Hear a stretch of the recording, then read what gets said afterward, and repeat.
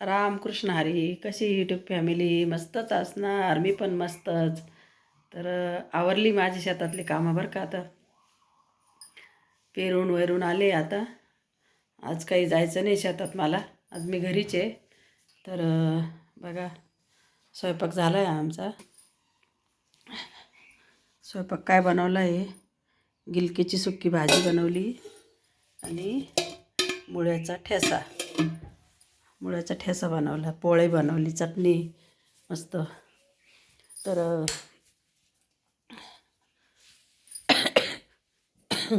आता 4-5 दिवसापासून मी घरी राहत नव्हते.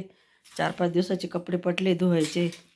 हे बघा, कारण सकाळी लवकर घाई जायची, मग त्याच्यामुळं सगळे कपडे तसेच पडले धुवायचे. तर म्हटलं आज धुवून टाकू.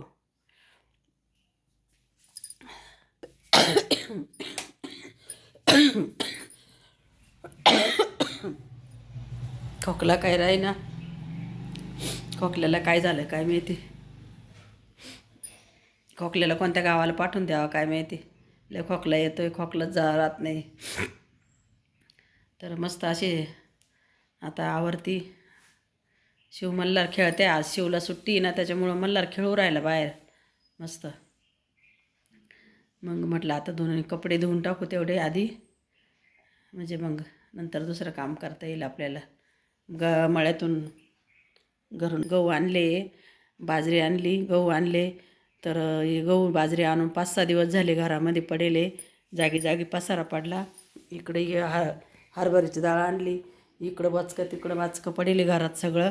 आता ते कोठ्यांमध्ये भरावं लागल, कोठ्यांमध्ये भरून ठेवावं लागल. असं उघड्यावर त्याला परत सादळलं तर किडं बिडं लागून जातं मग उघडं असल्यावर. तर म्हटलं आता ते कोठीमध्ये भरून ठेवू. दळणं नाही करायचे, पण मग भरून ठेवावं लागतील. आता ते आणले मळ्यातून आपण तर कोठीमध्ये, म्हणजे किड्या काढायची भीती नाही राहत.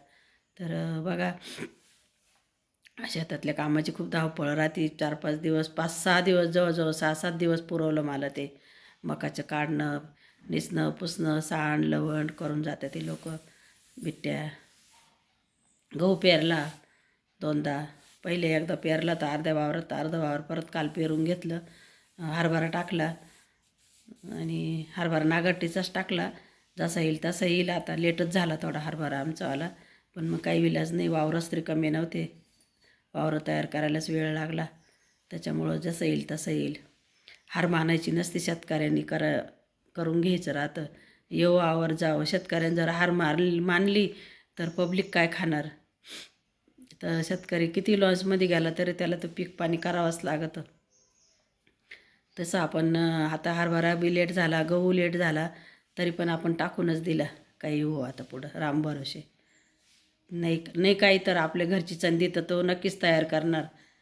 घरची चंदी आपली वर्षाची बरोबर होणार, कारण त्याला काळजी राहते. जशी आपल्याला काळजी तशी त्याला पण आपली काळजी राहते देवाला.